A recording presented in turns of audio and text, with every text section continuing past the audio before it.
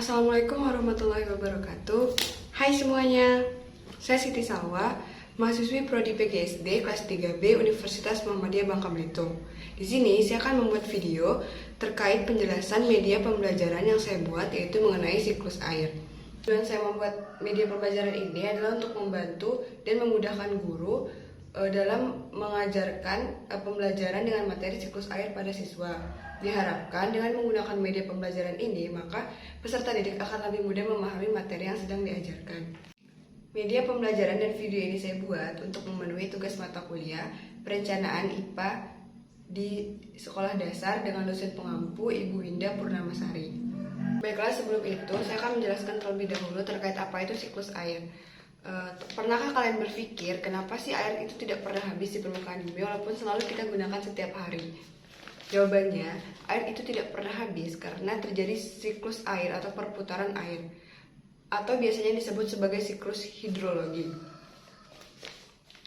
Siklus air adalah proses sirkulasi atau perputaran air yang terjadi pada permukaan bumi yang melalui beberapa tahapan-tahapan, yaitu seperti tahapan evaporasi, transpirasi, kondensasi, presipitasi, dan infiltrasi. Nah, dari tahapan-tahapan tersebutlah terjadi perputaran air, sehingga air tersebut akan selalu mengalami sirkulasi secara berulang, sehingga persediaannya tidak akan pernah habis di permukaan bumi. Baiklah, di sini saya akan menjelaskan tentang media pembelajaran yang sudah saya buat. Media pembelajaran ini bernamakan media pembelajaran terkait siklus air. Jadi, tahap pertama yang terjadi pada siklus air itu adalah tahapan evaporasi. Tahapan evaporasi ini adalah tahapan penguapan. Penguapan terjadi dari air laut, air sungai, air danau, ataupun air-air yang ada di permukaan bumi. Mereka menguap dibantu oleh sinar matahari dan berubah dari berupa cair menjadi ke bentuk uap. Mereka akan berkumpul di atmosfer bumi. Nah, uap air tersebut akan mengalami proses-proses selanjutnya. Proses penguapan di bumi terjadi selain dari evaporasi, yaitu ada transpirasi. Transpirasi juga proses penguapan, tetapi transpirasi ini penguapan yang terjadi pada makhluk hidup. Berbeda halnya dengan evaporasi, yaitu penguapan yang terjadi pada air sungai, air laut, dan lain-lain. Sedangkan transpirasi ini adalah proses penguapan yang terjadi dari makhluk hidup, misalnya seperti tumbuhan.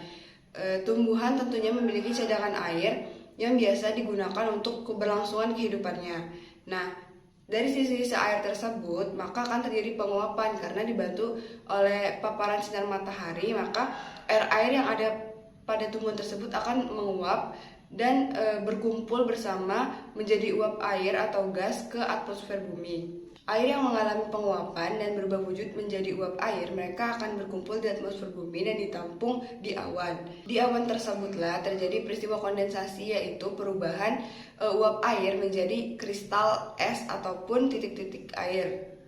Ketika semakin banyak uap air yang berkumpul di awan dan awan menjadi berat sehingga ia tidak lagi mampu menampung uap air tersebut, maka uap air tersebut akan berubah menjadi tetesan air ataupun kristal es yang mengalami peristiwa kondensasi.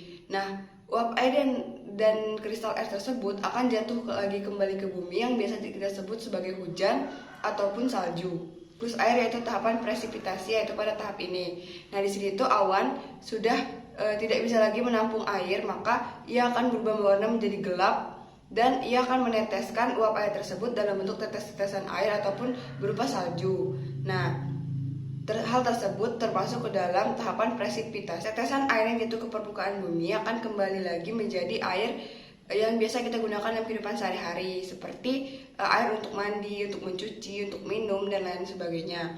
Air tersebut juga jatuh ke bumi dan dimanfaatkan oleh tumbuhan atau makhluk hidup lain untuk keberlangsungan hidup mereka. Sisa dari air yang telah kita manfaatkan tadi maka akan masuk menjadi air tanah atau biasa kita sebut dengan peristiwa infiltrasi. Jadi peristiwa infiltrasi itu adalah proses penyerapan air yang jatuh ke bumi menjadi air tanah yang akan diserap oleh tanah dan berada di air tanah. Nah, sisanya tersebut akan mengalir kembali ke laut, sungai, danau, dan yang lain-lain. Peristiwa siklus air ini akan terjadi berulang-ulang setiap harinya tanpa kita sadari. Nah, hal tersebutlah membuat persediaan air di permukaan bumi ini tidak akan pernah habis. Sebagai makhluk hidup yang membutuhkan air untuk kehidupan kita, maka alangkah baiknya kita untuk menjaga kelestarian air di permukaan bumi.